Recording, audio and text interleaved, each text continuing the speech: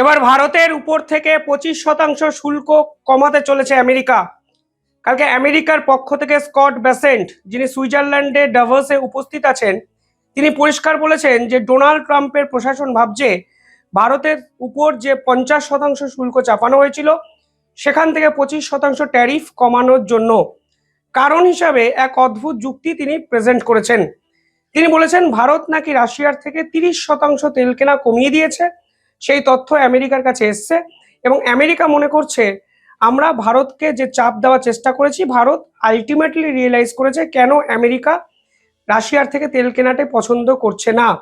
ফলে ভারতের এই উদ্যোগে আমরা খুশি এবং ভারতের উপর থেকে 25% ট্যারিফ আমরা চাপানোর জন্য কমানোর জন্য প্রস্তুত। এবার দেখুন, আমেরিকা যা ইচ্ছা দাবি করতেই পারে, কিন্তু ডাটা তথ্য কি বলছে আজকে আপনাদের সামনে আমি আলোচনা করব, এবং কেন ডোনাল্ড ট্রাম্পের প্রশাসন হঠাৎ করে ভারতের উপর এতটা সদয় হলো সেটাও কিন্তু সকলের মনে রাখা বা বোঝা উচিত। তথ্য কি বলছে দেখুন, তথ্য বলছে ভারত ধারাবাহিকভাবে রাশিয়ার থেকে কিন্তু তেল কেনা বন্ধ তো করেইনি, উল্টে বজায় রেখেছে তেল কেনা। মাঝে মধ্যে ভারতের একাধিক রিফাইনারি তেল কেনা কখনো কমিয়েছে কখনো বাড়িয়েছে, এটাই হয়, এটাই নিয়ম, আপনারা জানেন। ব্যবসা বাণিজ্যে কখনো চাহিদা বেশি থাকে কখনো কম থাকে, কিন্তু রাশিয়ার থেকে তেল কেনা ভারত বন্ধ করে দিয়েছে। আমেরিকার এই দাবি যে কতটা ভুয়ো বা মিথ্যে তা কিন্তু আজকে আন্তর্জাতিক স্তর খুব সহজে ধরে ফেলেছে এবং পরিষ্কারভাবে আমেরিকা বুঝতে পেরেছে যে ভারতকে ছাড়া তাদের চলা অসম্ভব। আরো ইন্টারেস্টিং ফ্যাক্ট হলো এই যে স্কট বেসেন্ট, যিনি শেষ 1 বছর ধরে লাগাতার হুমকি ভারতকে দিয়েছিলেন, তিনি বলেছেন যে 2025-এ ভারত যত তেল রাশিয়ার থেকে কিনেছিল 2026-এর জানুয়ারি মাসে সেই তেল কেনার পরিমাণ নাকি 30% কমে গেছে। অর্থাৎ এখানেও কিন্তু একটি ভুয়ো তথ্য তিনি আন্তর্জাতিক স্তরে সার্কুলেট করতে চেয়েছেন। 2025-এর জুন মাসে ভারত কিন্তু 7 বিলিয়ন ব্যারেল তেল আনত রাশিয়া থেকে। জুলাইতে 7.2 বিলিয়ন ব্যারেল আনা হতো। আগস্টে 6.9, সেপ্টেম্বরে 6.5, অক্টোবরে 6.2, নভেম্বরে সমস্ত কিছুকে ছাপিয়ে গিয়ে 7.7। এবং আলটিমেটলি ডোনাল্ড ট্রাম্প আমাদের উপর ট্যারিফ কবে লাগান? আগস্ট মাসে। 1 আগস্ট একটি ট্যারিফ কার্যকর হয়, 27 আগস্ট আরো একটি ট্যারিফ, যেখানে রাশিয়ার থেকে তেল কেন কেনা হবে এর জন্য অতিরিক্ত 25% ট্যারিফ লাগানো হয়। টোটাল ট্যারিফের পরিমাণ গিয়ে দাঁড়ায় 50%। ফলে আগস্ট মাসের পরও ভারত সেপ্টেম্বর মাসে 6.5 বিলিয়ন ব্যারেল তেল কিনেছে, 6.2 অক্টোবরে কিনেছে এবং নভেম্বরে 7.7 বিলিয়ন ব্যারেল তেল কিনেছে। অর্থাৎ আপনারা পরিষ্কার বুঝতে পারছেন ভারত কোনো অবস্থাতেই তেল কেনা বন্ধ করেনি। হ্যাঁ, তেল কেনা কমেছে কিংবা বেড়েছে। নভেম্বরে তো 7.7-এ পৌঁছে গেছে, ডিসেম্বর চাহিদা কম থাকে একটু কমেছে। কিন্তু এরা অলরেডি ঘোষণা করে দিচ্ছে আমেরিকা যে ভারত নাকি 30% ট্যারিফ, তেল কেনা কমিয়েছে বলে 25% ওই যে ট্যারিফ তারা কমিয়ে দিতে চাইছে। এবার বিষয় হলো তারা একটি স্টেটমেন্টও দিয়েছে, সেখানে তারা বলেছেন যে we want to discourage India from buying discount Russian crude. ফলে আমরা ভারতকে অনুৎসাহিত করতে চেয়েছিলাম যে রাশিয়ার থেকে তেল কেনার জন্য, যেগুলো রাশিয়া ডিসকাউন্ট রেটে ভারতকে দেয়।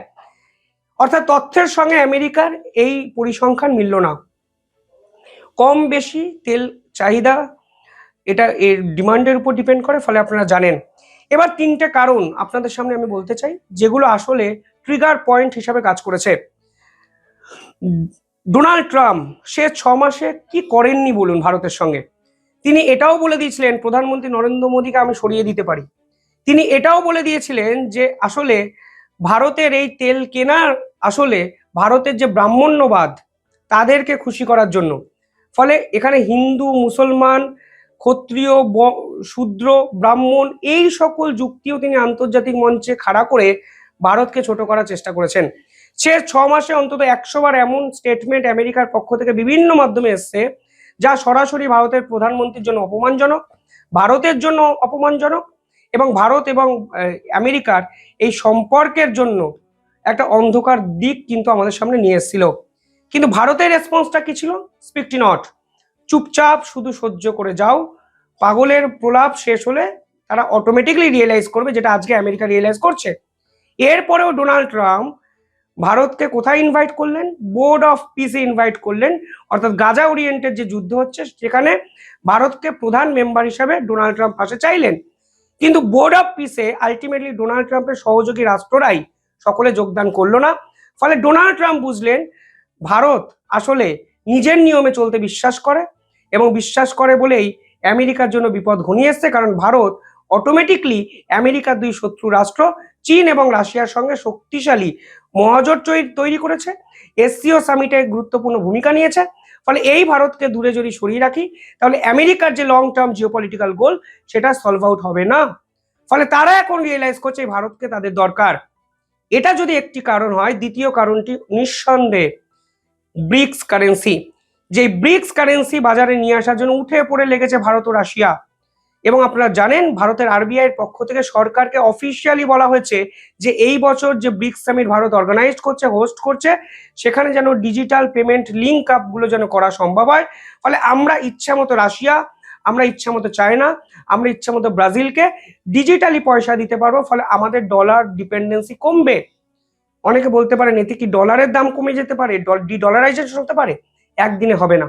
কিন্তু এই যে শুরুটা ভারত করছে রাশিয়া, চীন, ব্রাজিল সকলকে নিয়ে, এটাই কিন্তু আমেরিকার মতো প্রবল শক্তিধর দেশের বিরুদ্ধে একটা কড়া বার্তা যে এই রকম ফ্যাসিস্টের যদি জন্ম বিশ্বে হয় তাহলে ফ্যাসিস্টের বিরুদ্ধে বিশ্ব জোট বাঁধবে, এবং সেই জোটের কাছে এই ডোনাল্ড ট্রাম্পদের মাথা নত হতে হবে।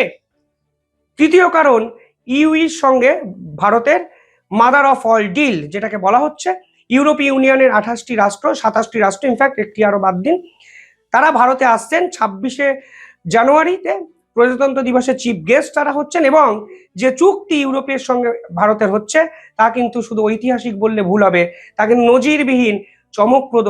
গোটা বিশ্ব কিন্তু এখন নজর রেখেছে ভারতে, কারণ এই চুক্তি ভারতের অর্থনীতি সম্পূর্ণভাবে বদলে দিতে পারে। এবার এই ইউরোপীয় ইউনিয়নের উপর প্রেশার তৈরি করেছিল কে? Donald Trump. ডোনাল্ড ট্রাম্প চেয়েছিলেন এই ইউরোপও যেন ভারতের উপর ট্যারিফ চাপায়, কারণ রাশিয়ার থেকে তেল ভারত কিনছে।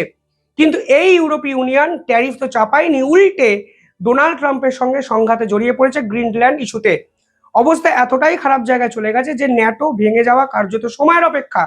এবং ঐতিহাসিকভাবে গ্রিনল্যান্ডে মার্কিন সেনাবাহিনীকে রুখতে সেনাবাহিনী ডিপ্লয় করে দিচ্ছে ইউরোপের একাধিক দেশ, ফ্রান্স, জার্মানি, স্পেন, ইতালি, এমনকি গ্রিনল্যান্ড, ডেনমার্কও। ফলে এই মুহূর্তে দাঁড়িয়ে ডোনাল্ড ট্রাম্পের বন্ধু রাষ্ট্র হিসাবে যারা পরিচিত ছিল তারা ভারতের অন্যতম বন্ধু রাষ্ট্র হয়ে যাচ্ছে। শুধু তাই নয়, ভারতের সঙ্গে এক ঐতিহাসিক চুক্তি করছে, তা কিন্তু ভারতের যে অল্টারনেটিভ ট্রেড মার্কেট তা খুঁজে পেতে সাহায্য করছে।